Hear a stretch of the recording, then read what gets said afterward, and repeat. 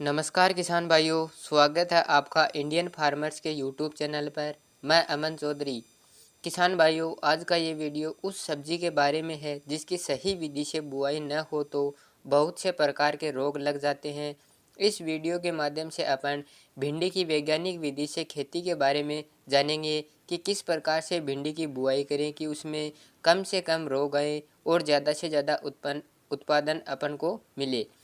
किसान भाइयों, सबसे पहले तो अपन भिंडी की खेती के लिए आवश्यक मिट्टी जलवायु के बारे में जान लेते हैं। मिट्टी के लिए उपजाऊ दोमट रेतीली मिट्टी उपयुक्त रहती है।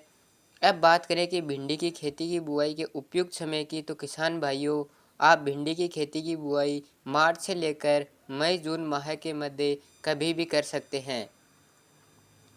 किसान भाइयों, अब एक बार अपन भिंडी में लगने वाले रोगों के बारे में जान लेते हैं। किसान भाइयों, हमारी भिंडी की फसल में सबसे ज़्यादा रोग कीटों के कारण आते हैं।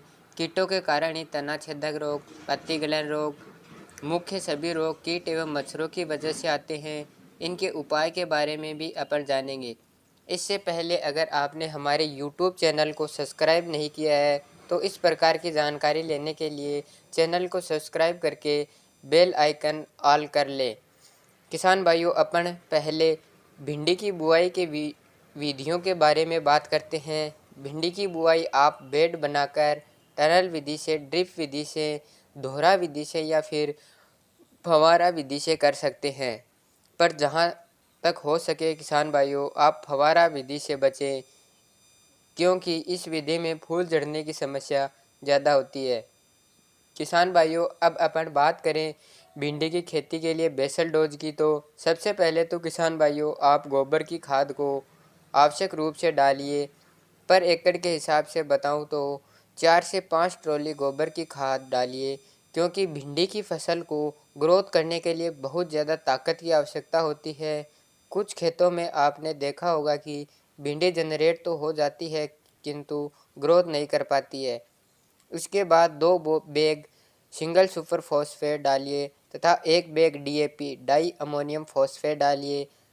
1 bag MOP mono ammonium phosphate potash का एक पूरा बैग डालिए। ध्यान रहे, यह बेसल डोज मैंने प्रति एकड़ के हिसाब से बताई है। इसी के साथ साथ जड़ों की समस्या से बचने के लिए कार्बीफ्लोरा इन्हीं खादों के साथ मिलाकर दीजिए। इन सब खादों को खेत में बिखेरने के बाद खेत में रोटोवेटर चला दीजिए। इसके बाद भिंडी की बुआई के समय ध्यान रखें कि बीजों की दूरी कम से कम 4 से 5 इंच की दूरी हो। अगर बीजों के बारे में मैं आपको बताऊं तो आप एडवांटा कंपनी का राधिका बीज लगा सकते हैं। इसके अलावा आप अपनी जलवायु के आधार पर अन्य अच्छे बीज की भी सिलेक्शन कर सकते हैं। अब हम भिंडी में होने वाले रोगों एवं उपचार के बारे में जान लेते हैं। सबसे पहले हम तना छेदक रोग के बारे में जानेंगे। किसान भाइयों, इस रोग में कीटों द्वारा हमारी भिंडी के पौधों में तनों में छेद दिया जाता है और हमारी भिंडी ग्रोथ नहीं कर पाती और अन्य जगह से नई फुटान लेने लगती है। किसान भाइयों, इस प्रकार की समस्या से बचने के लिए आपको क्लोरिंटानिप्रोल का 5 से 8 ml प्रति 15 लीटर पानी के साथ स्प्रे करना है। आप ह्यूनोक्टी बेंजोइट का भी 5% प्रति 15 लीटर पानी के साथ स्प्रे कर सकते हैं।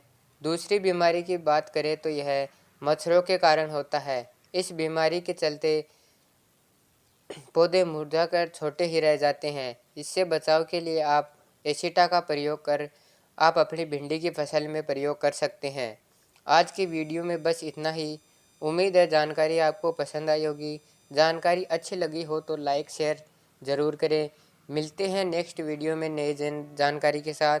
तब तक के लिए नमस्कार। जय जवान जय किसान।